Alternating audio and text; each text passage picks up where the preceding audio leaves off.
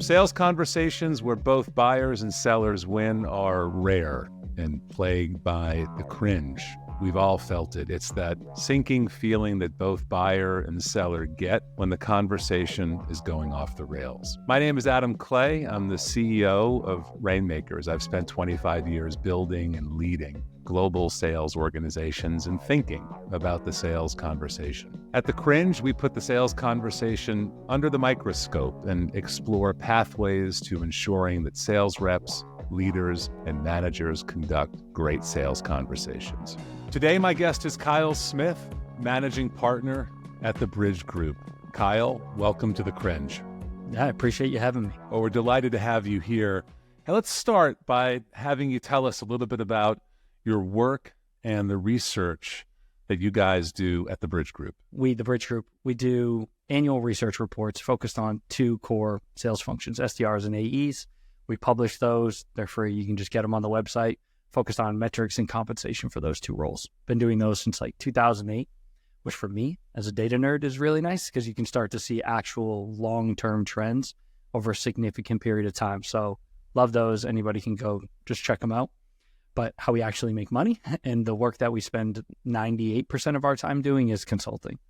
And so for us, we focus exclusively in B2B technology organizations and the revenue generating functions within them. So think SDR teams, AE teams, CSMs or AMs, basically whoever owns retention and expansion. And so we do a lot, strategic assessments, playbooks, stuff like that, but a massive amount of exposure to sales organizations within B2B tech orgs. All right. Well, I'm sure we're going to have a lot to talk about here. I have to ask on a personal note, how did you come to get into this line of work? Tell us a little bit about the journey you took that has you here now talking to me about what the Bridge Group does. Where'd you get your start? I come from a family of entrepreneurs. So sales is kind of baked into the DNA. Bunch of people who are scrappy, small business owners. And my academic background is actually in biology and life sciences. So I got a degree in biology. Immediately realized that was not a field I wanted to pursue a career in. Called one of my mentors. You might have heard of her, Trish Bertuzzi, who was also my aunt. Of course. And all right. Yeah, so she suggested that I pursue a career in sales. And I went and worked she's like, you got to go figure it out, get a ton of exposure. And so I worked for an outsourced lead gen firm after college, and it was the best possible starting point for me. And I got hooked and addicted. So I worked there for like a year and a half, called on 7, 8 different campaigns, supporting different technologies, learning different sales teams, different buyer types.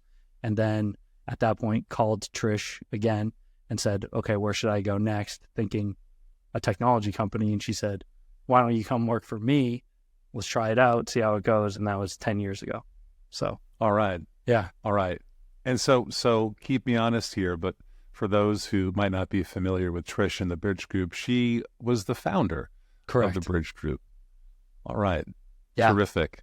And so I have to ask, because it sounds like it had an impact on you, what did you take away from the year and a half you did of prospecting work at the start of your career? I'll start on the personal side. Something that made me say sales is for me is having control over earning potential. All right. Not having it be a pure transaction of trading time for money, although it can still largely be that. But what I produce directly impacts what I earn, which I loved. I fell in love with that right away. And so just having that general core aspect of sales baked in early on was great. But other than that, I think the technology I gravitated to quickly, and understanding that tech was an industry that I wanted to pursue the sales career in, not just sales more broadly. And so being able to nerd out on mobile application security organizations that I'd never heard of prior, or I don't know. One of them was incentive compensation management. One of them was like innovation management. And so getting this broad range of technologies and seeing how different companies run their sales process, me only being the front end of it, really just kind of got me hooked.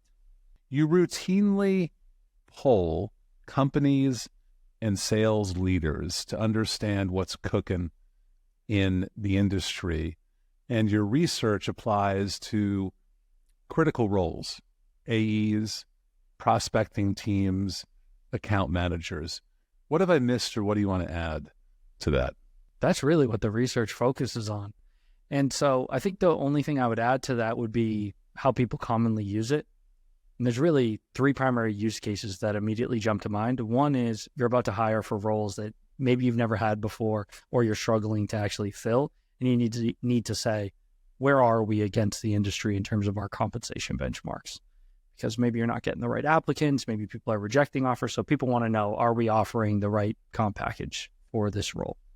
Second thing would be results aren't quite up to where we think that they should be.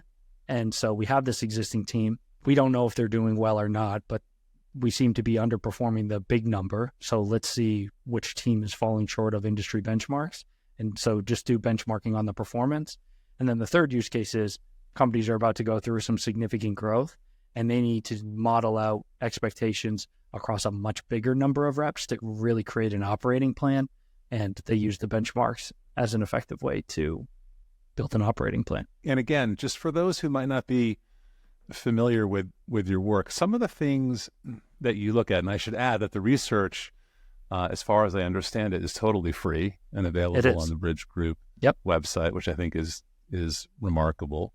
I look forward to it every year. You guys are looking at everything, as you mentioned, from average earnings for each position to what the breakdown might be in compensation, to the amount of experience that is required at each role, to the amount of time it takes to ramp up into, for example, a quota carrying position. And you're getting that by just talking to often hundreds of sales leaders, principally in the SaaS community. Is that right?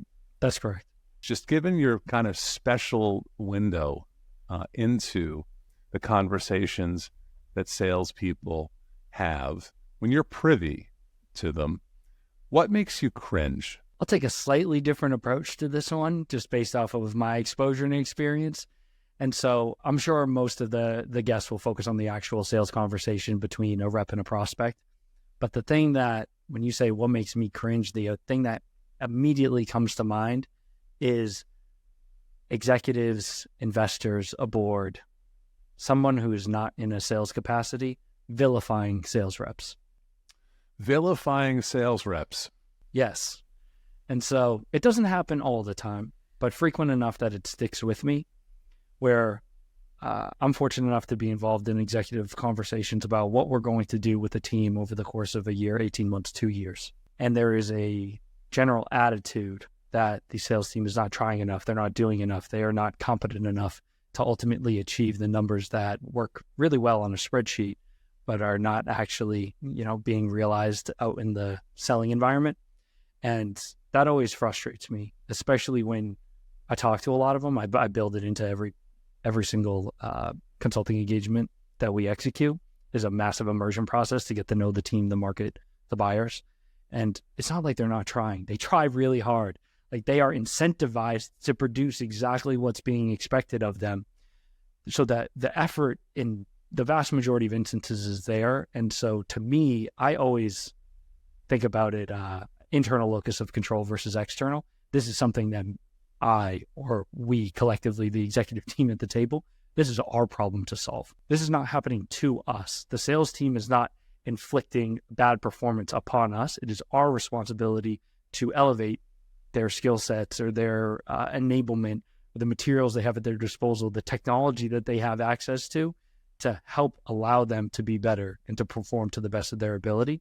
So I just don't like shifting it and creating this adversarial relationship between investor or board and sales function, where it becomes more confrontational, or there's this animosity where we vilify salespeople. I appreciate the direction in which you took that question. Typically when I ask it of guests, they'll talk, as you mentioned, about what they hear in a buyer-seller conversation that makes them cringe. But I can tell you've got some passion around this point. And just to recap what I heard, you're saying, well, hey, I've run into enough circumstances to know that investors, board members, even executives at that company are capable of vilifying the sales team. I can imagine that creates an unhappy dynamic. But let me ask you, why is that? And last I checked, there is an abundance of functions inside of any SaaS company, from product to engineering to human resources, marketing. Why sales? Couple theories. Let's hear I'll start it. with one that's less defensive of the sales position. So, All right. one, we probably bring on ourselves to some extent. Sometimes there is a ego associated with sales professionals, whether it's tied to their earning capabilities or their ability to more effectively engage with other people. Sometimes there is just a air of ego bordering on arrogance that other people might perceive from sales professionals in the organization. So they're more easy to target and to attack with that message. But I think really the other reason would be it is simple to understand. So if you're talking about the development team, if it's a 100-employee company and there's 15 in dev, the other 85 have no idea how that works. I can't write code, no idea how you actually go about building a software product. But I know how to talk to people. I've talked to people before, and everyone has talked to other human beings before. And I think it is easy to assume a level of simplicity from the role, where it's like you just call, people pick up the phone, you tell them what they do, and we buy, right? Like it's that simple. So I think that without knowing the intricate details of what goes into executing a sales process effectively, it's easy to assume that it's not that difficult. And then therefore, because it is not that difficult, if you are not producing at the level that is expected, it's just an issue of effort, or you have a fundamental personality flaw, which I think is where everything goes wrong. That's interesting. And I'm just reaching back into my own experiences. I think you touched on something that strikes me as being correct, and that is, to some degree, everybody thinks they're a good salesperson. Not everybody can say, hey, I'm a great engineer, right? Or that I know the first thing about finance. So sales is something that people are generally comfortable opining on, particularly investors, board members, executives. A lot of them, have sold or been around sales organizations, and that sort of Great point. confers the right to give an opinion. Is that where you're coming from? Great point. No, I hadn't thought about the fact that when you look at statistically, the percentage of, 60% of Fortune 500 CEOs got their career start in sales. And so I hadn't considered that, but it's a good call out that maybe it is the fact that a lot of these people have done the actual job. And if they have elevated, were successful in it. So they don't understand or can't possibly understand how others aren't easily successful in the same role. And even on the opposite end of the spectrum, if you look at younger companies, growth stage companies, very often they're led by founders or entrepreneurs who at one point in the life of that company or the life of companies they've been associated with, they had to do what all early stage executives have to do, which is they have to get out there and sell. And so I think it Not creates exactly an interesting the same dynamic. thing, but yeah. Yeah. I talk to a lot of them.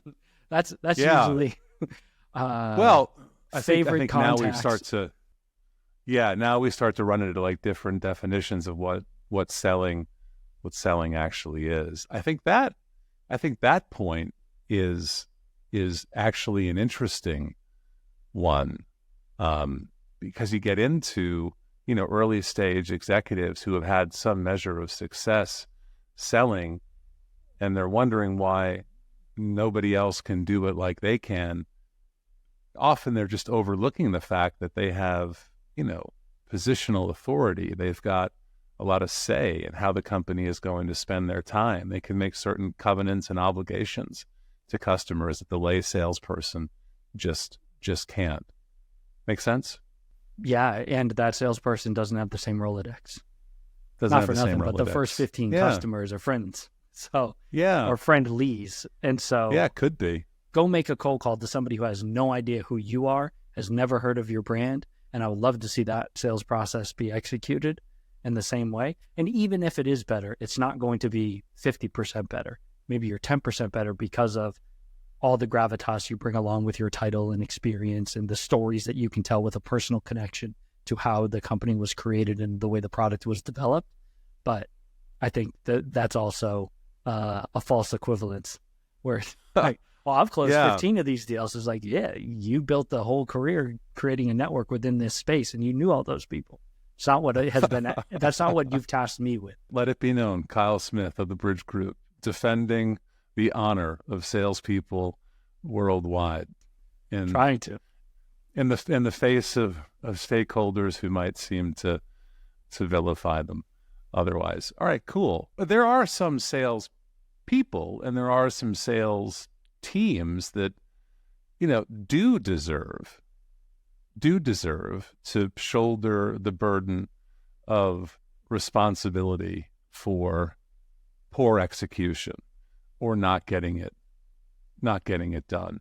So we can't assume that all salespeople worldwide are blameless, when it comes to, say, flat or negative revenue growth. Sometimes there's just gross mismatch between the salesperson and the company, between the skill set the person has and what actually is required to get stuff done, or just the level of hustle, for example, required to be successful in a company. So this is me saying, yeah, I totally recognize where you're coming from, but at the same time, there are other circumstances where you could say, yeah, like there's a big problem here. I hear what you're saying and reject the premise because I have to. To me, let's hear it. I cannot let that doubt creep in. To me, there is only one path forward, and it is to elevate the production level of anyone who's on the sales team. And if you go in with that extremely focused mindset, success is more likely, in my experience. And yes, maybe you made a bad hire, but you also had control over the hire. You controlled the onboarding process. You controlled the tools that they were equipped with. You controlled the message. You controlled the target accounts, the territory design, the supporting functions. You had the control. And so to me, yes, I fully understand and appreciate that not everyone is going to be successful, but I don't let that creep in on a day in, day out basis. My working assumption is that if someone is not successful, it is my fault. And I have to figure out how to make them successful. It has to be, we have to make this work, and it's my responsibility to do so.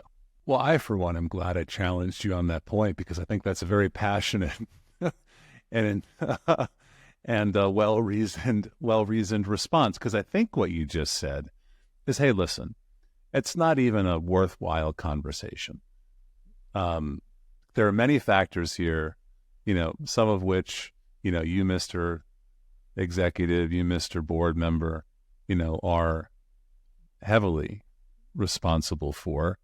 And if you're just going to carry in unshakable negative judgment about the caliber of your sales team, then you're not on the side of a productive conversation. It sounds like you're just on the side, Kyle, of a productive conversation and taking positive action to help people perform on the premise, and I think I heard you say this earlier, that, hey, like salespeople are in it to perform. Nobody wants to fail. Correct. And I don't want to build like working theories or assumptions off of like the 1%. I think the idea is, by and large, like, yes, have there been instances where we did need to remove entire teams from go-to-market functions? Yes. Have we hesitated to do that? Yes. These are people's jobs. So like there's a lot of investigation that goes into it. So I'm not saying it can't happen, but those are the fringe cases. And my working assumption is always find a way to make them productive. Tell me a little bit about how the work that you've done, specifically around researching, every year in and year out, the dynamics within these different roles in SaaS sales organizations, AEs, AMs, SDRs, based on the data and based on trends that you perceive. What do you know about what's happening, in and around the sales conversation? Is it possible to tie some of the insights that you have, some of the benchmark data that you are privy to, the sales conversation, perhaps change in the sales conversation or evolving expectations that companies have for their sellers? Beauty of, especially, I'll focus just on this year's report. So the 2024 SaaS AE report published last month, like 3-4 weeks ago. And so what was great to see in that one, which is still top of mind, is direct relation to my own anecdotal experience with clients that I work with directly. Seeing what I saw in their very specific CRM data interactions with the sales teams line up really closely with a broader, 200 company data set. It's like, oh, this wasn't just my clients who were experiencing this. This was a phenomenon that was broader and more industry-wide. And one of those things in particular that I spend a lot of time focusing on is the drop-off in win rate.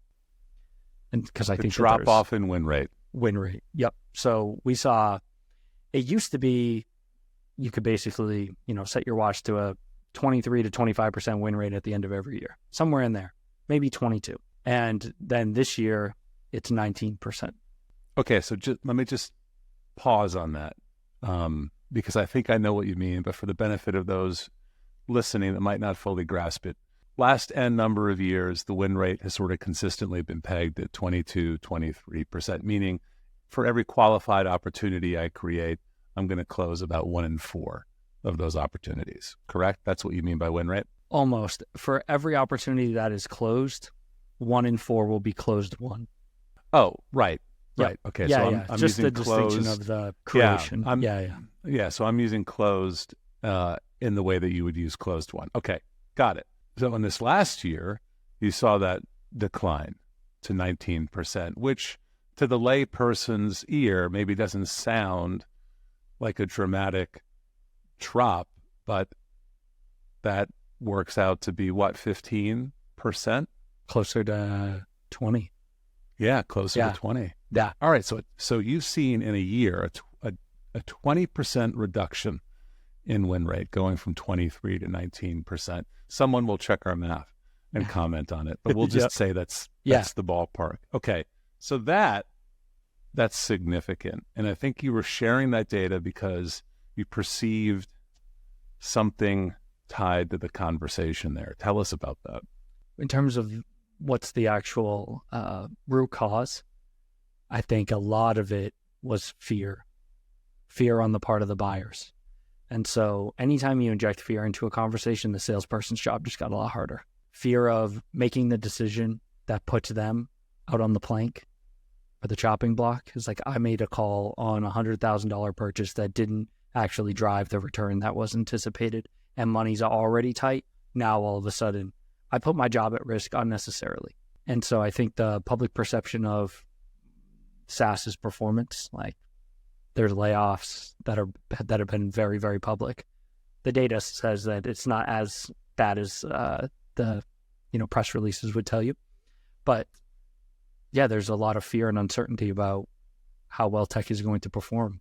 And so if you're worried about your job, if you're worried about your team's job, I think it's only natural to be less willing to go out on a limb, take a risk, invest significantly in additional technologies without knowing for sure that it's going to have the return. So you're seeing more ask for referrals, client references, more investment in ROI type technologies to prove what the return on that investment will be, more stakeholders involved in the buying process. And that number is just skyrocketing up and to the right.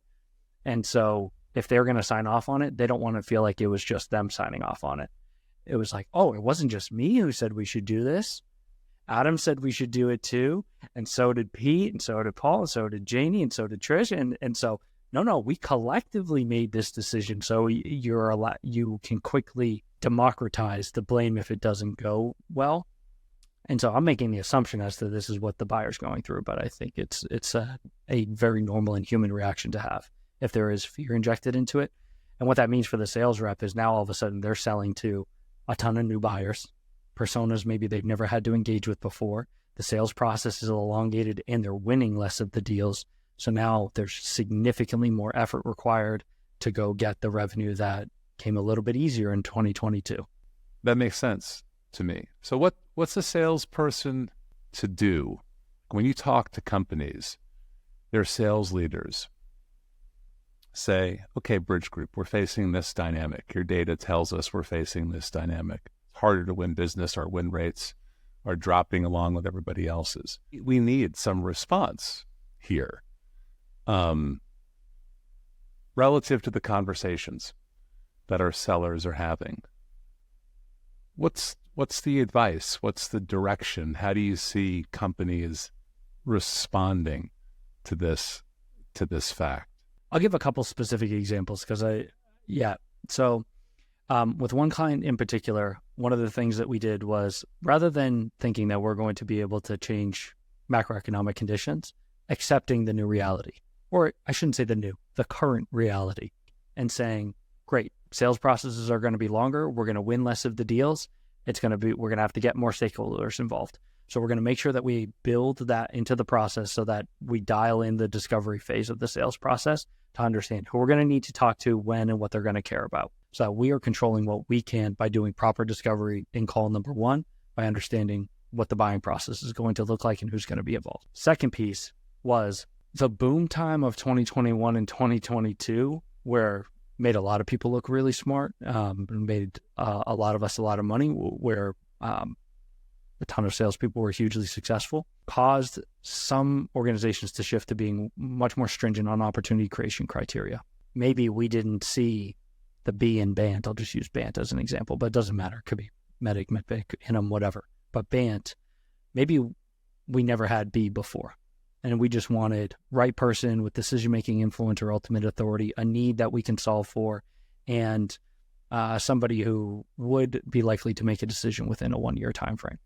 Loose, like intro meeting model type stuff.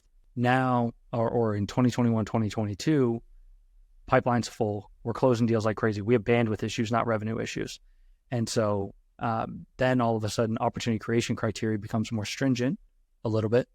We add maybe a B in, and now we want budget. Now all of a sudden, we're winning less deals, and less deals are going into the pipeline, because guess what happens when things aren't going well? Your discretionary spend as a VP of marketing might have gone down to zero. All of your preset programs are still funded.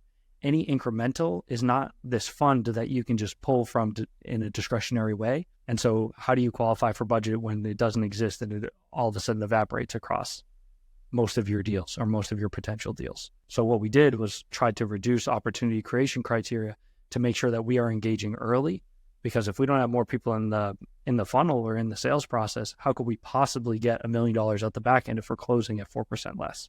It's never going to happen. We need more opportunities in the actual sales process. So those two shifts with one specific client, and we saw a lot more calls to get to a close, and still didn't solve every problem, but put us on a path that was more likely to success than just staying the course and hoping that the market was going to change instead of us changing for the market. That's really interesting. And so let's take those one at a time. So the first thing you said was the current circumstances just require of salespeople far better and more rigorous discovery, specifically in the area of the buying process and identification of the stakeholders that are going to be involved. That is a conversational skill that I think is kind of in short supply within the sales field, particularly for less experienced entry level sellers. Just helping buyers get comfortable enough with you so that they are confident in exposing to you the nuances and the intricacies of their decision-making process, some of which might not be fully understood, but saying, yeah, like there are actually 7 or 8 people that we got to go talk to. Getting that out of somebody is not easy. It's just easier to say, oh, you know what, Kyle, it's really just my decision. Nobody else is involved, as a way of, in fact, saying, I don't want to talk about it with you. Yeah, and there's little cheats and workarounds that we use for that, especially when you're talking like more junior sellers. And so it could just be like voice of the customer to some extent. Oh, when I've engaged with other organizations of your size, let's use size or complexity as the excuse. They typically involve, 2 functional leaders. 2, let's say, usually the VP of HR is going to get involved, and eventually we're going to need to go to legal and finance. Do you have a similar buying process if we do decide this is a good fit together, just so I can be prepared on my side? So it's like, other people do this. Do you also do it that way? Rather than asking for them to lay out the buying process with a more direct question that says, if we decide to move forward, who else is going to need to ultimately sign off on this? Both can be effective. Not every seller is comfortable doing it both ways. That's an interesting conversational nugget. You're saying, hey, when I work with buyers like you, typically I need to talk to these people. Are you going to be comfortable introducing me? As opposed to just settling for, no, you know what, Kyle, like it's my decision. Legal is an easy one to throw under the bus as part of this process, because usually legal is not directly, nobody has like a passionate connection to legal that you're typically selling to, like IT doesn't, HR doesn't, marketing doesn't, sales doesn't. So it's like, hey, I have no doubt that we're going to offer and put together an amazing, project plan for you.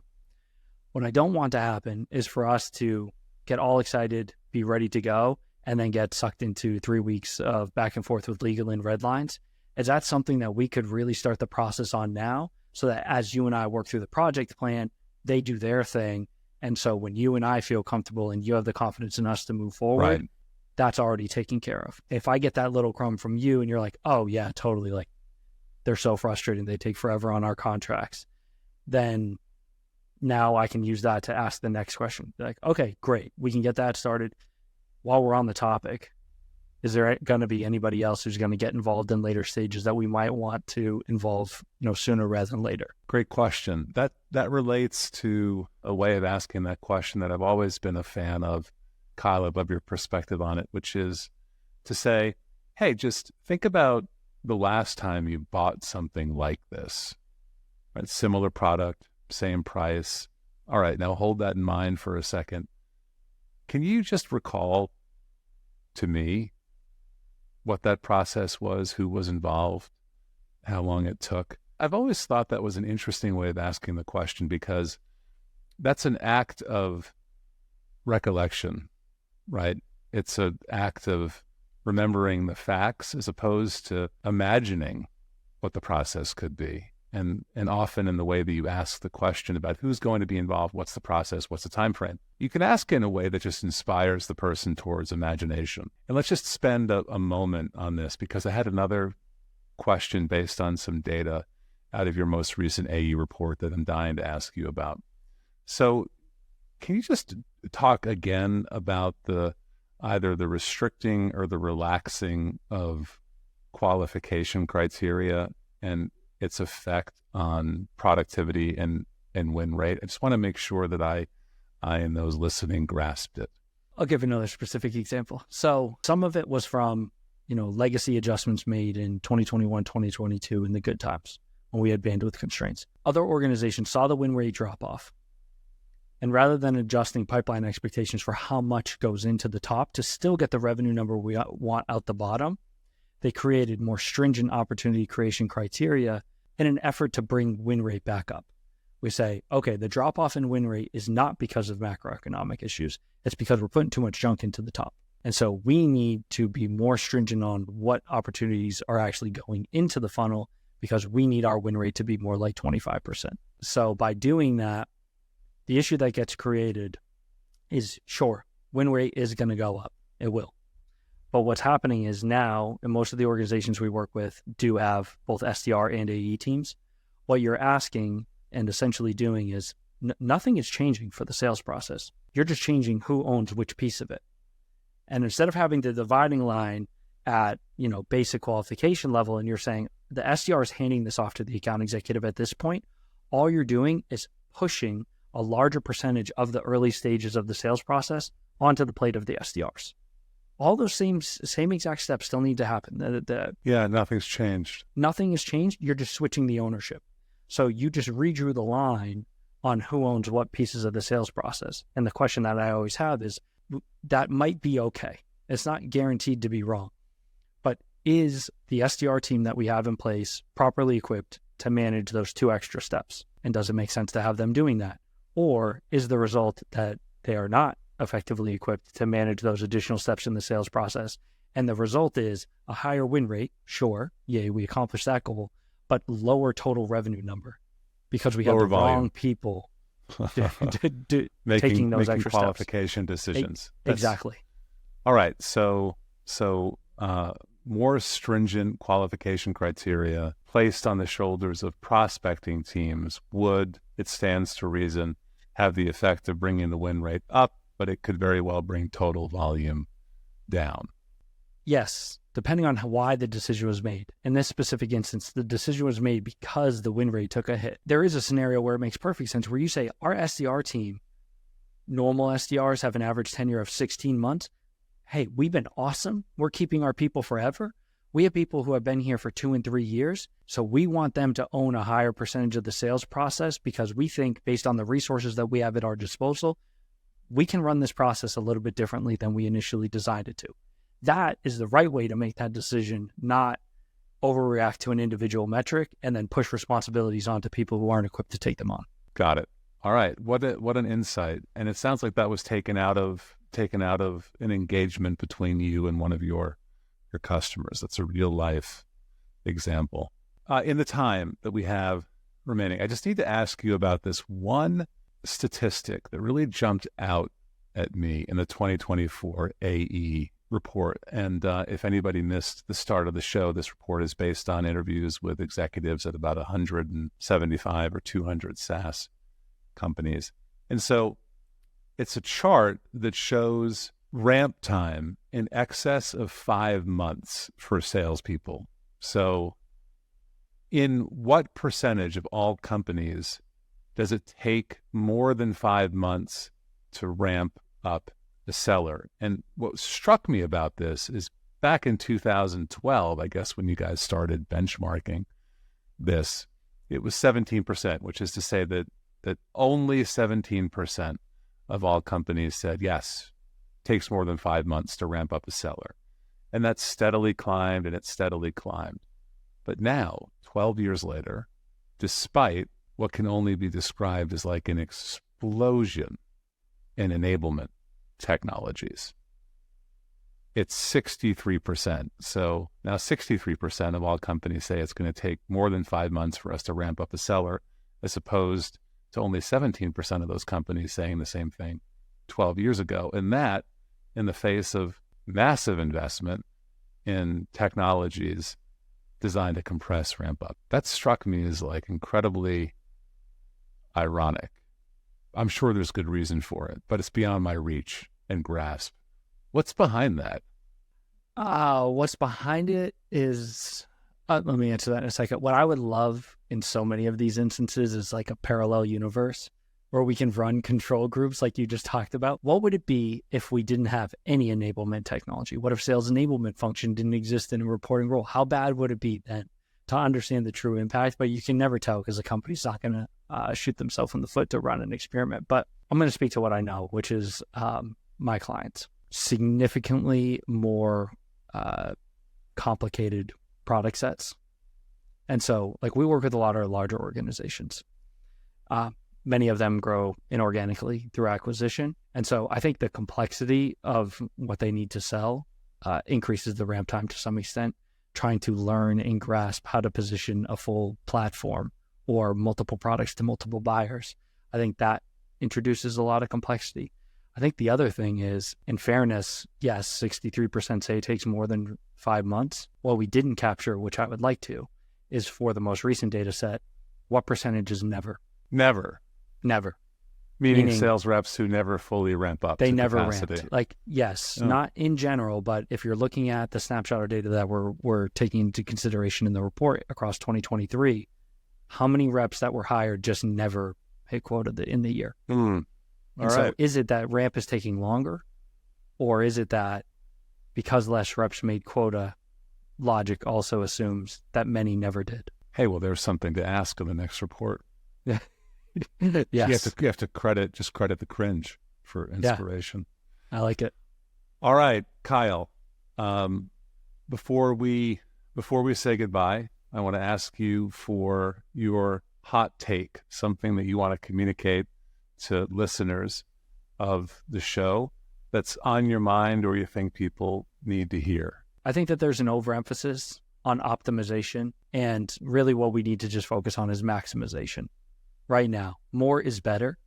And I think if we analyze every single leading indicator metric that works in service of revenue, and try to optimize for each one of them, we end up getting less at the end. So the sales win rate one is a perfect example. While trying to optimize win rate, we ended up not maximizing revenue because of that change. And there's 15 different examples that could be seen across the whole sales process, and 3 or maybe even 4 roles who are involved in a customer journey. And so I think just focusing on maximization right now needs to be the point of emphasis. So maximization versus optimization. I have never heard it. Yeah, for now. Way. That for could now, change. until it's not you forever. have enough. Yes. Until you have enough. We've got enough revenue. We've got enough leads. We've got enough widgets, whatever the case may be, then optimize, as opposed to optimizing when supply is low. Wonderful. Well, Kyle, thank you so much for your time. That conversation absolutely flew by. My guest on The Cringe has been Kyle Smith, managing partner of the Bridge Group. Thank you so much for spending time with us today. Thanks, Adam. If you've enjoyed listening, follow me, Adam Clay, on LinkedIn. I'm regularly sharing insight and tips on the art of sales and the sales conversation. This podcast is produced and presented by Rainmakers, where we believe the sales conversation is everything. Check us out online at rnnkrs.com.